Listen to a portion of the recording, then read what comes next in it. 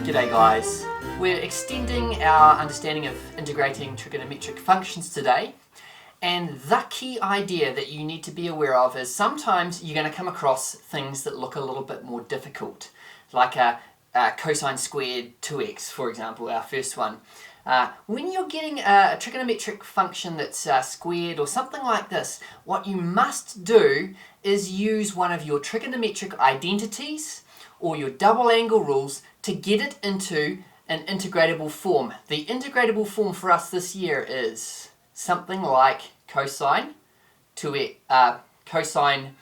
ax plus b, just as we discussed in our last lesson, or sine ax plus b, or tan ax plus b. That's what you want to do. So in essence, that's the main kind of skill that we're trying to pick up in this exercise, but I do actually realize this is a tricky exercise. So what we're going to do is we're going to do questions 1 to 5 this week, and then the rest of the exercise we'll push into next week. Let's have a look at our first one. Cosine squared 2x dx. I want to integrate this. Well, we need to get rid of that squared, and what I'm going to do is I'm going to use this here, the double angle rule. I know that cosine 2a is equivalent to 2 cosine squared a minus 1. Now, in our case, you can see that a is 2x. So cosine 2a is going to be cosine 2 times 2x, or 4x. And cosine squared a is going to be cosine squared 2x minus 1. Now what we're trying to achieve at this point is get on one side cosine squared 2x. So we're going to work with this and try and get this by itself here, this whole thing here. Okay, so my next line is cosine 4x plus 1 is equivalent to 2 cosine squared 2x. But you see, the only problem here is we shouldn't have this 2 if we're going to get it the same as what we've got over here. So I'm going to divide both sides by 2, which will give me 1/2 cosine 4x plus 1/2 is equivalent to cosine squared 2x. So it's as easy as that. Now we're going to use this identity to integrate a form that we are able to integrate. So cosine squared 2x is equivalent to 1/2 cosine 4x plus 1/2 dx. So all I've done is just swapped over what I couldn't integrate with a form that I can. Now, using our rules, this one down here, we're going to do 1/2 multiplied by 1 over a, so 1 over 4, and it will be sine ax plus b, or 4x in this case, plus 1/2 x. And when we simplify that, that is 1/8 sine 4x plus 1/2 x. And that's our first one done. Let's have a look at this next one here. Again, you can see this is not something that we can integrate, tan squared 2x. But what we can see is that this identity we learned in Pure Maths 3 this year can help us. So 1 plus tan squared theta is equivalent to sec squared theta. Okay, and therefore 1 plus tan squared 2x is equivalent to sec squared 2x. So what I have done there, if you're a little bit concerned, I have just swapped over 2x is my theta. So I've just popped 2x in that case. Right, so that's all I've done. Okay, and that leads us to be able to integrate something. We know how to integrate sec squared x, so this becomes the integral of sec squared 2x dx. And that will be 1 over a in this case is 2, 1/2 tan 2x plus c. I should have also put plus c in in the first question, plus c.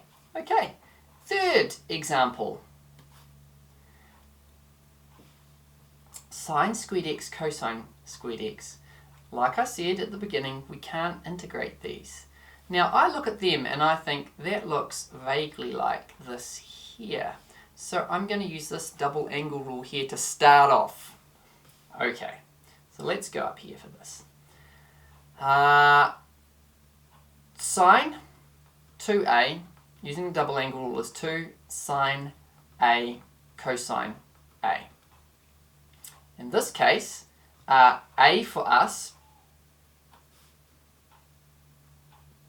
is x.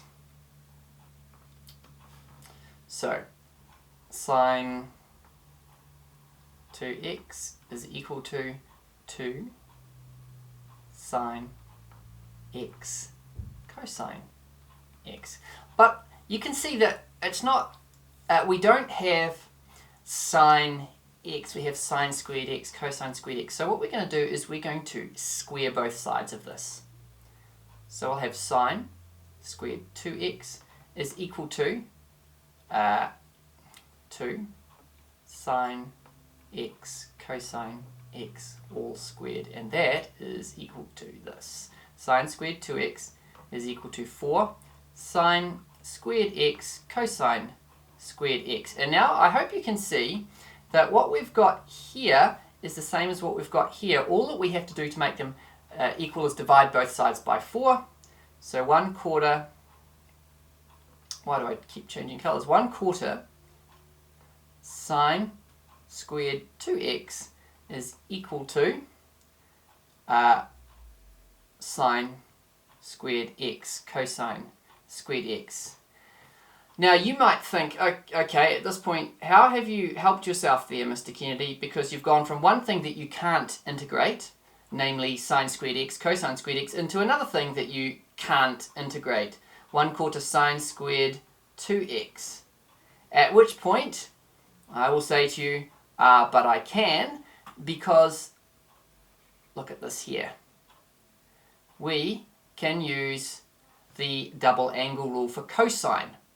So we know that cosine 2a is equal to 1 minus 2 sine squared a. Now, in this case, our a is 2x, so we're just going to replace everything with 2x here. Cosine 2 times 2x is 4x equals 1 minus 2 sine squared 2x. Now we're going to rearrange it. I'm going to get my sine squared x on the positive side, so 2 sine squared 2x is equal to 1 minus cosine 4x. Now I don't need 2 sine squared x, I need 1/4 sine x. See, I don't want 2, so I want 1/4. I'm going to divide by 8. Divide both sides by 8. So 2 divided by 8 is 1/4, so that gives me 1/4 sine squared 2x is equal to, now I'm dividing this side by 8 as well, so that's 1/8 minus 1/8 cosine 4x. And I think you'll agree that this is something we can integrate. So my next line here is going to be the integral of 1/8 minus 1/8 cosine 4x, which is equal to, now we know 1/8 is going to become 1/8 x. The next bit, 1/8 multiplied by 1 over a, in this case 1 over 4, and cosine becomes sine 4x. So what is our final answer here? Our final answer is going to be equal to 1/8 minus 1/32 sine 4x. And that is 3 examples to help you on your way.